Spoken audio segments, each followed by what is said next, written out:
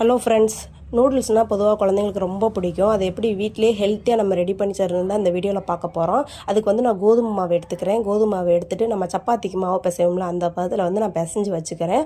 பிசைஞ்சதுக்கப்புறமா அந்த noodles safe வரணுங்கிறதுக்காண்டி இந்த இடியாப்ப உரல்லாம் இருக்குல்ல, அதில் வந்துட்டு அந்த இடியாப்ப உரலை சுற்றி நல்லா நெய் தடவிட்டு அதுக்குள்ளே அந்த மாவை இன்சர்ட் பண்ணிவிட்டு புழிஞ்சோம்னா நமக்கு அந்த நூடுல்ஸ் சேஃப் கிடைக்கும். இதை வந்து டேரெக்டாக தண்ணி கொதிக்கிற தண்ணியில் நம்ம புழிஞ்சோம்னா ஒன்றோட ஒன்று ஒட்டாமல் நமக்கு கிடைக்கும். அது வந்து டேரெக்டாக இல்லைன்னா நமக்கு ஒன்றோட ஒன்று ஒட்டிரும். அதனால் நான் தண்ணியை வந்து பாயில் பண்ணிவிட்டு அதிலே வந்து புழிஞ்சி எடுத்து வச்சுக்கிறேன் ஒரு 10 நிமிஷம். அதுக்கப்புறமா வந்துட்டு எடுத்து இப்படி ஃபில்ட்ரு பண்ணி எடுத்து வச்சுக்கணும். அதுக்கப்புறமா வந்துட்டு என்னென்ன காய்கறி வேணுமோ நீங்கள் போட்டுக்கோங்க. நான் தக்காளி, வெங்காயம், கேரட், பச்சை மிளகாய் போட்டு நல்லா வதக்கிக்கிறேன். வதக்கினதுக்கப்புறம் இல்லை சிக்கன் 65 சாஸ் ஊற்றினாலும் ஊற்றிக்கலாம், இல்லை வேணாலும் விட்டுறலாம். எல்லாத்தையும் போட்டு நல்லா வதக்கிட்டு அதில் இந்த நூடுல்ஸையும் தூக்கி நல்லா வதக்கிடணும்.